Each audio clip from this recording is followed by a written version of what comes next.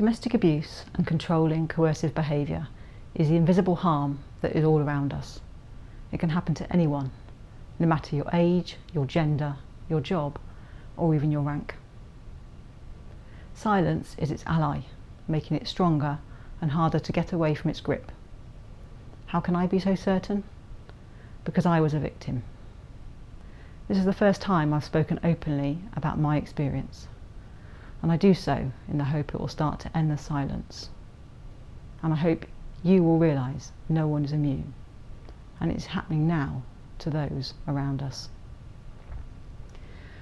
I'm sure you're wondering, why did I put up with it? Well, abuse is clever.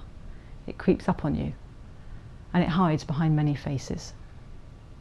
To start with, I felt utterly loved and lucky I'd met him.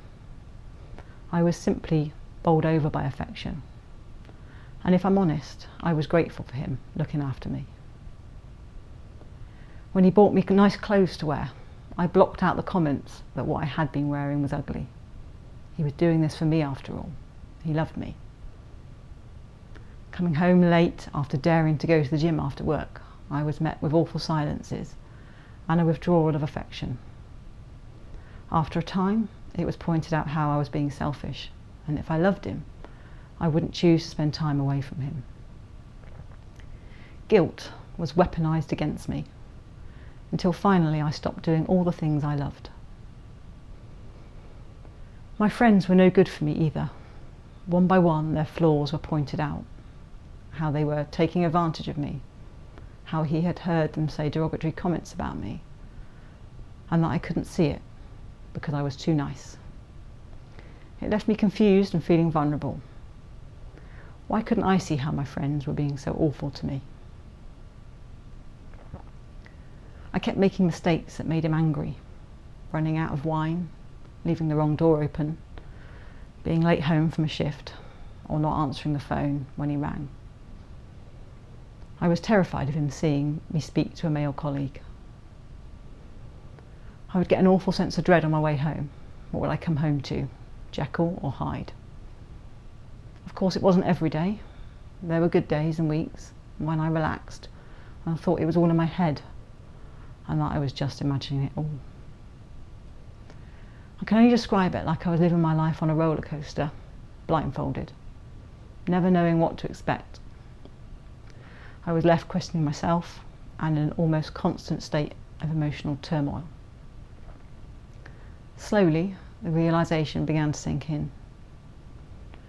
It is hard for me to express to you just how difficult it is to even admit to yourself that you may be a victim. Abuse is clever. It slowly takes away any self-confidence you may have had and leaves you doubting everything you think. Why hadn't I seen it? I felt so foolish.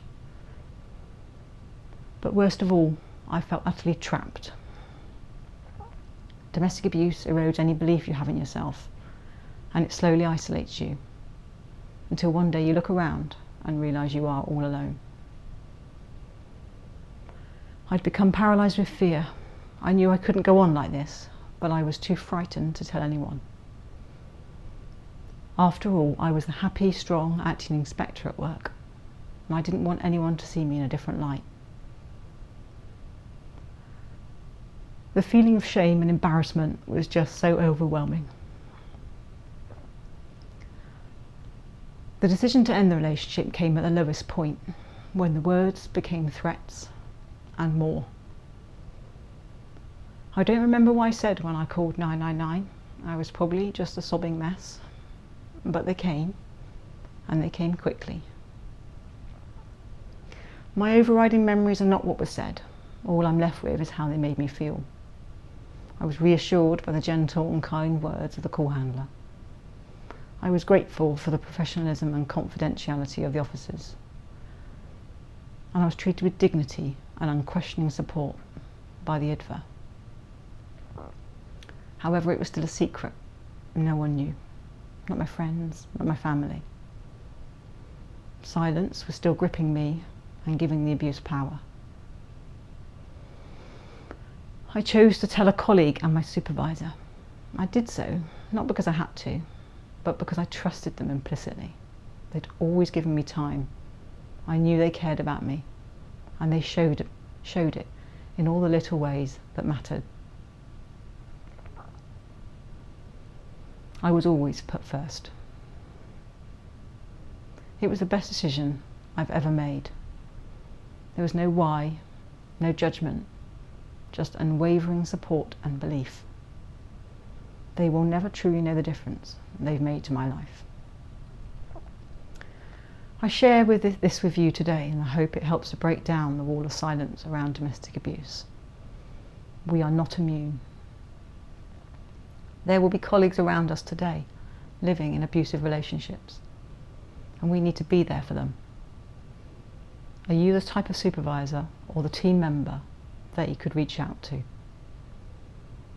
I urge you to be part of creating a trusting and supportive team, as one day you could be the difference between them coming forward or staying locked in silence. Please look out for those little signs of coercion and control, for they may well be well hidden. The bruises are real, you just can't see them. And finally, my message to anyone out there who is or has suffered from domestic abuse: you're not alone. You will be believed, so please, just reach out.